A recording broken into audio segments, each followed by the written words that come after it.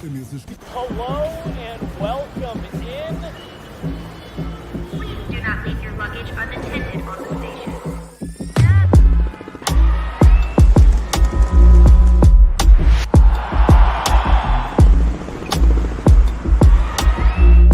Welcome to the show. Good morning, everybody. How is it going on this cold, snowy Colorado Denver day? Hope you're if you don't got to be out in the streets. I'm talking to you, Californians. Don't drive out there, please. You're gonna ruin it for the rest of us. I'm talking to you, Texas, people from Texas. Talking to you, people from California. If you ain't got no snow tires, get off the street. But anyways, welcome to Guerilla Sports GS Daily. I am your host for today, Ruben Villalobos. I got my good buddy back there, the Dutch Master, Jay. We got a lot to talk about today. We got some Nuggets, we got some Avs. We're talking Thursday night football, Formula One, and also some NASCAR. Yes, we also, I personally don't watch NASCAR, but you know what? If you're a NASCAR fan, we got some news for you as well. So anyways, welcome to the show. We're going to get right into it. We're going to talk about last night's game. The Nuggets took on the OKC Thunder, and my God, what a win for the Nuggets. Your final score, 124-122, but my goodness, what a win for the Nuggets. The Nuggets really needed this, and listen, the Nuggets had lost 4 straight to this team. 4 straight, including the home opener, which was a big disappointment because it was a bad eye test, right? Like you saw this team, you're like, oh boy, this isn't looking good for the Nuggets, and then they lose the second home game, and then you're like, oh boy, this isn't looking good. But yesterday, last night, the Nuggets proved they still have that championship mentality. They're trending the right way. Which, if you're a Nuggets fan, that is some great news. But my goodness, all 5 starters in double figures. Nikola Jokic with another triple-double. If you have not had Nikola Jokic on your MVP ballot right now, you better put him on again, because you know what? This man is averaging a triple-double early in the season. Will he sustain it throughout the year? Maybe not, but you know what?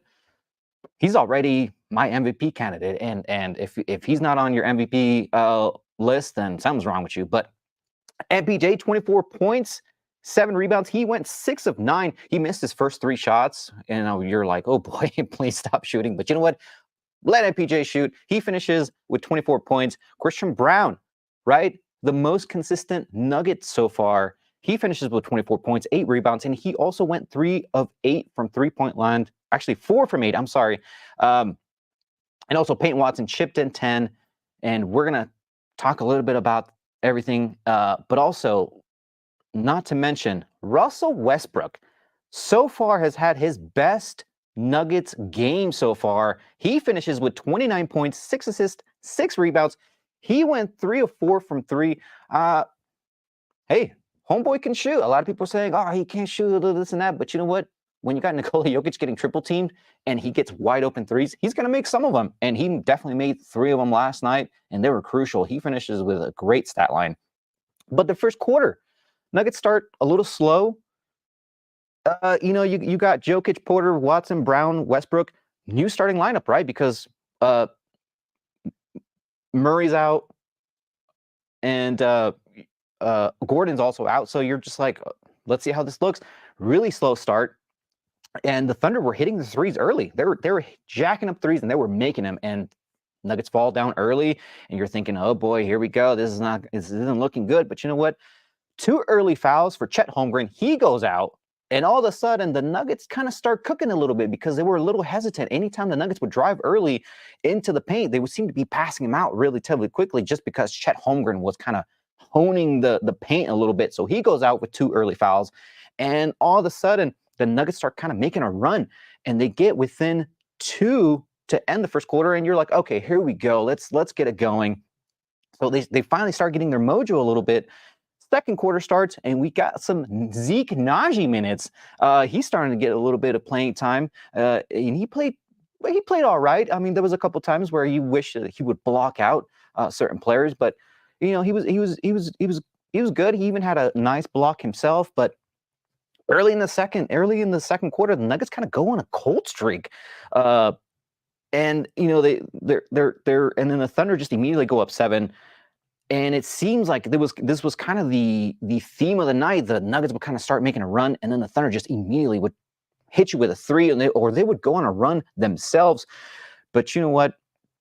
Despite the easy baskets by the Thunder, because they were driving easily, and the Nuggets were just defensively would allow drive-bys, and it would just jeopardize the rotational system that the defense has for the Nuggets. So, but anyways, the refs were kind of, it was actually, it's on my notes right here. The refs were kind of allowing a lot of physicality on one end, but you know, I'm not going to be super biased today, but it seems like the refs were kind of allowing some physicality, and they were allowing Jokic to kind of really get beat up down in the paint, and it seemed to frustrate Jokic pretty much throughout the whole night.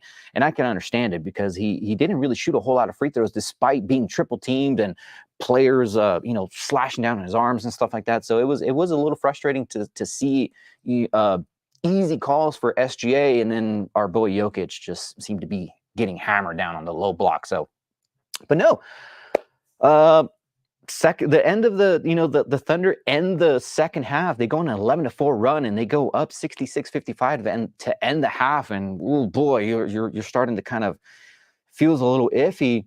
And then to start the third, the Nuggets fall down early. They go down 13, and the Thunder just seemed to. They were really getting themselves going. They seemed aggressive on both ends.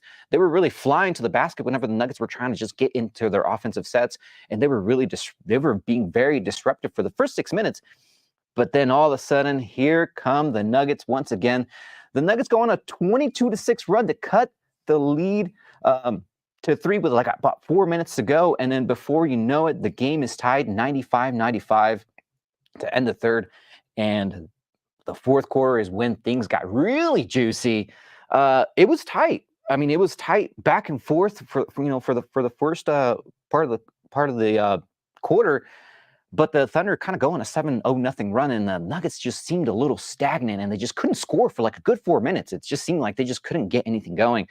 But Nuggets were playing solid defense, and they eventually tie the game 106-106, and the Nuggets get something going. They go up 8 with like about a minute 40 to go, and you're like, okay, we're gonna wrap this up. Let's just keep scoring. But no, here come the Thunder. They hit a 3. SGA starts making plays, and it was just kind of hectic. The last minute, to go. It was just so tight. But anyways, Jokic takes a shot, and he's fouled by Alex Caruso. And weird enough, the Thunder decide to challenge that. They lose that challenge. Jokic makes 1 of 2 free throws. The Nuggets go up 4 with about 30 seconds to go. SGA makes a driving layup, cuts the lead to 2. But then on the other end, Payton Watson is out running. Jokic throws the ball to him, and then Caruso fouls Payton Watson. Right? You're up 2. Payton Watson's on the line. It's crunch time. You got to make these 2 free throws. He misses both of them, and you're just like, oh my God, here comes the Thunder. Here comes Shai Gilgeous-Alexander. He's such a crafty player. He drives to the basket. I mean, he gets super close with like 6 seconds to go. He puts up his shot, and here comes Payton Watson, just barely by the tip of the fingers, gets a block, a huge block. And the Nuggets escape 124-122. Whoo! What a win by the Nuggets. This is great. This is great because you know what? Sometimes you have to win ugly, and this is great for the young players to be able to get that type of experience. Because if you're just winning pretty all the time, you're never really going to learn how to win ugly. And winning ugly is how you win in the playoffs. This is a great experience. With players being down, 2 starters being down, you got to bring some of those bench players into the lineup. And so it was great to see the young guys getting that type of playing time and absolutely just coming into their own. So great win by the Nuggets, man. That was awesome to watch. But anyways, we're gonna stick with local sports here, and we're gonna move on to the Colorado Avalanche. They are actually visiting the Winnipeg Jets. Oh man, the Avs. As bad as the start that they had early in the year, seems like I wouldn't say they're trending up, but you know what? At least they've won 6 out of their last 10. So they seem to kind of be getting themselves going despite a bunch of injuries.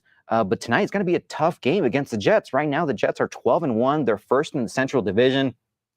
And, I mean, they're great until they get to the playoffs. But, it is early in the season, but they've been fantastic. The Jets have, crazy enough, the Jets have the best goal differential in the league at plus 32. That's insane. Plus 32.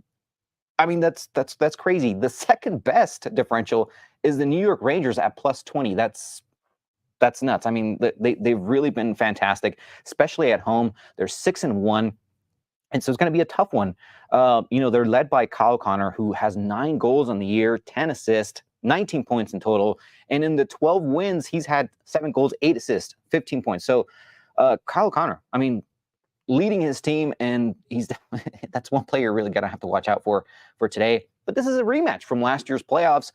And let's remember, the Avs won the series 4-1 after and if you remember, the Avs dropped that first home game here, and it was bad. You were like, oh boy, this is not going to be good. But you know what? The Avs recovered. They won the series 4-1.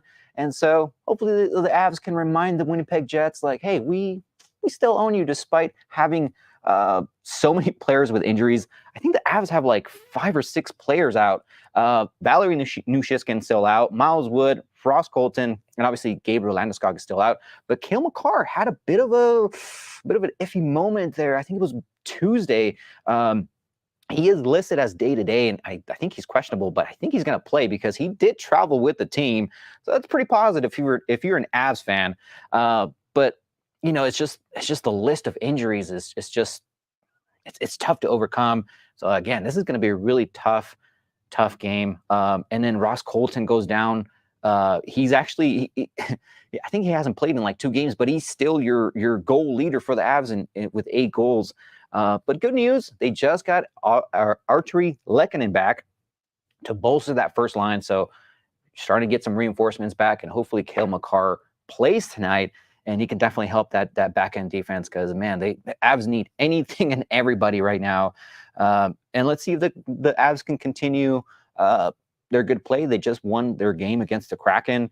I believe they won that game 6-3, I believe. It was a home win. So they're trending in the right direction despite the injuries. And let's just hope they get a solid road win tonight, because they really do need it.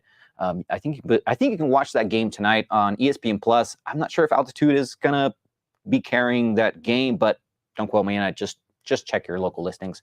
But yeah, let's go Avs, and let's make sure to get that win. All right, let's move on to some Thursday night football. Yeah, baby. The AFC North, man, this is a tough division. And look at that Bengals logo. That is a cool looking logo. Not so much for the Ravens. But anyways, Bengals visit the Cincinnati Bengals visit the Baltimore Ravens, and Week 10 of the NFL season kicks off in Baltimore. And this is a AFC heavyweight game. I mean, anytime the AFC North plays within their division, it's always a great game. And Cincinnati started out really iffy. Really bad losses early in the year, but it seems like they're finally kind of getting themselves going. I think they've won 3 out of the last 4. So they're finally finding their groove. Joe Burrow starting to look like himself a little bit again.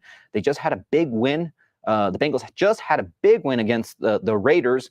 Granted, they're the Raiders, but it seemed like they're just finally finding their offensive groove.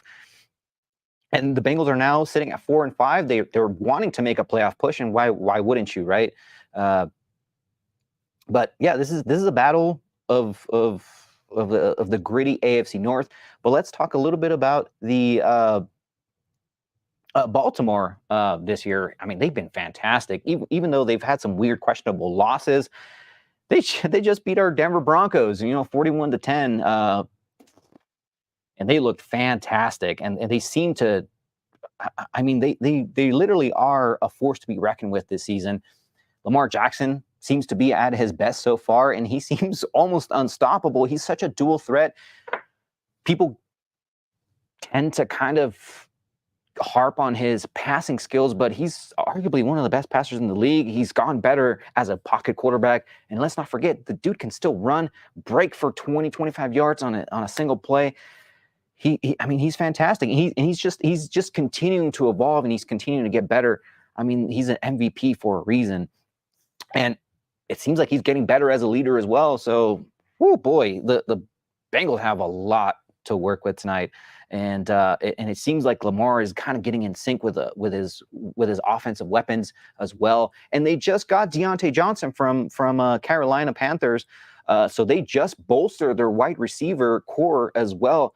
I think Deontay Johnson he was traded like late October, I think October 29th, but do expect more targets from him this week. Last week, just because because he was freshly traded, he didn't really play much in that Denver Bronco game.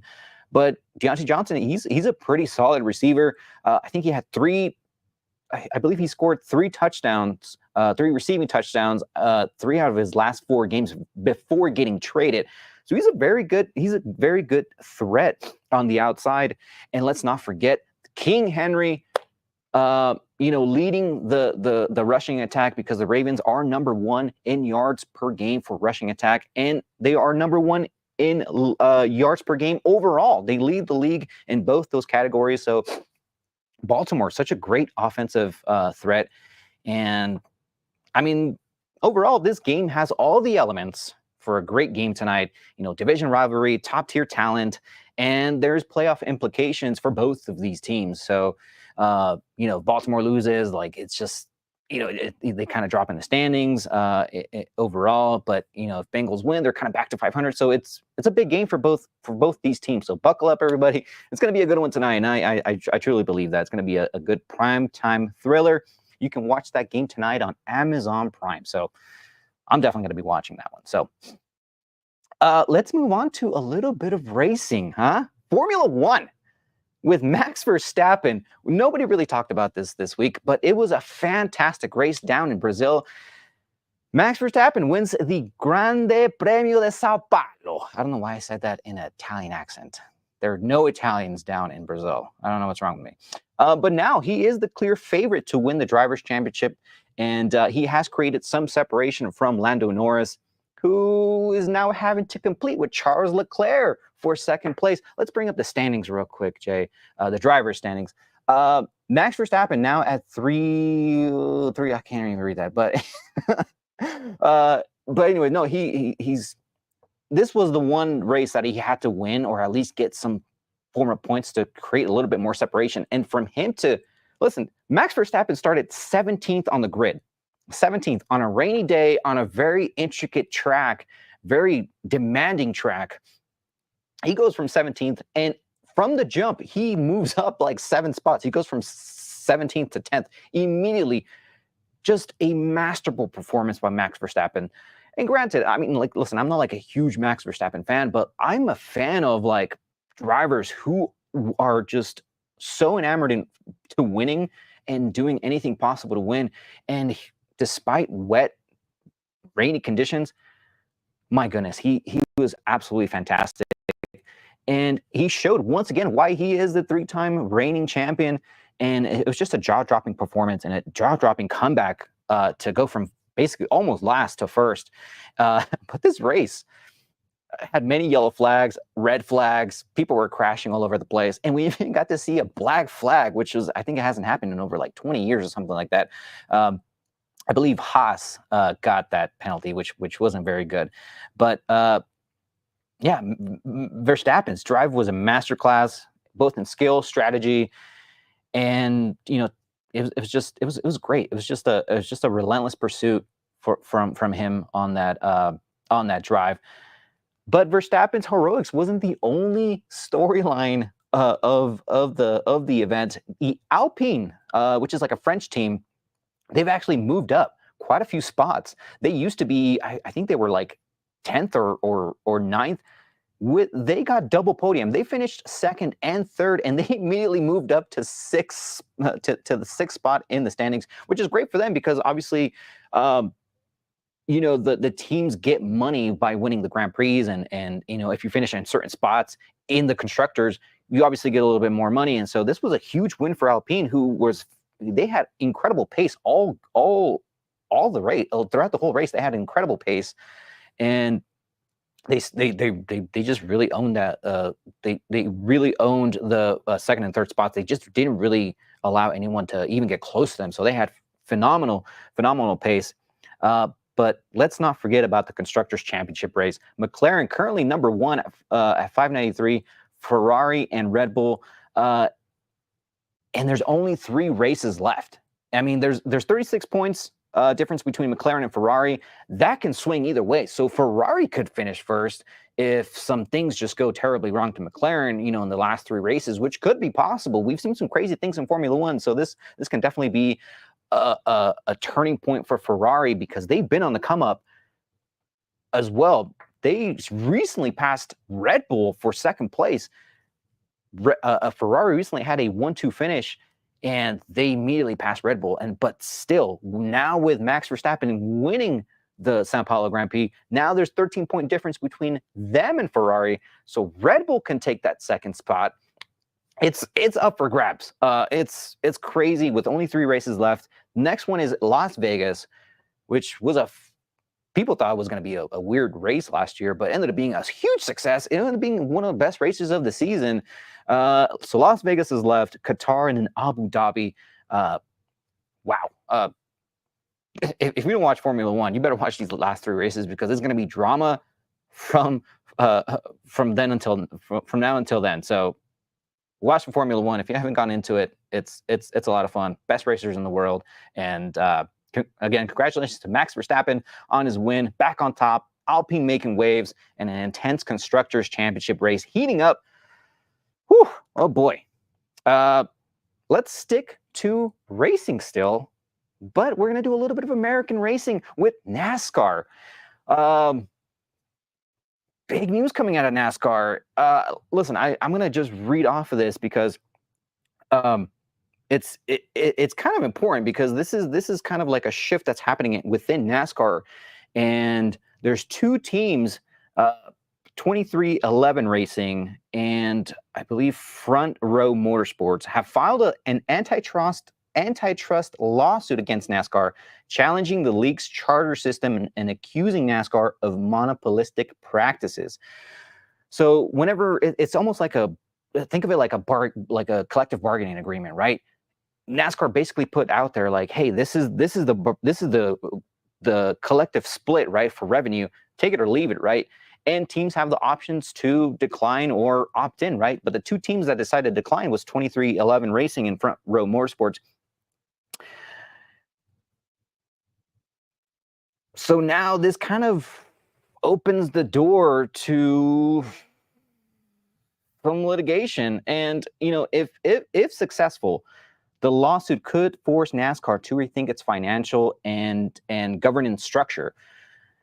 Teams might gain more control over their operations and how they spend their money, and some of these teams have financial independence, and so however you put this could disrupt the current balance of how NASCAR is currently structured, like their pay system and stuff like that.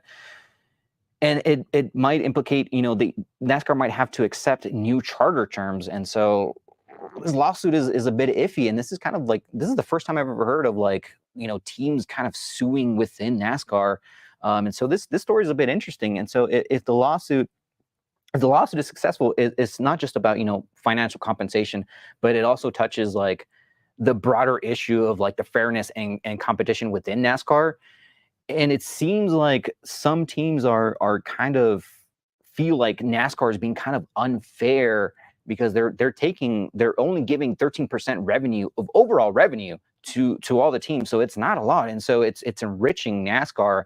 And I think it's the France family that owns it. And it's some particularly these 2 teams, they feel like it's stifling competition, and NASCAR is not properly compensating teams for the contributions that they're giving to NASCAR and the sport itself. So a bit of a weird story, but I had to touch on it because we do have NASCAR fans here in Colorado, I assume, but very, very weird stuff happening in NASCAR, but we'll definitely keep a closer eye on that as more information becomes available.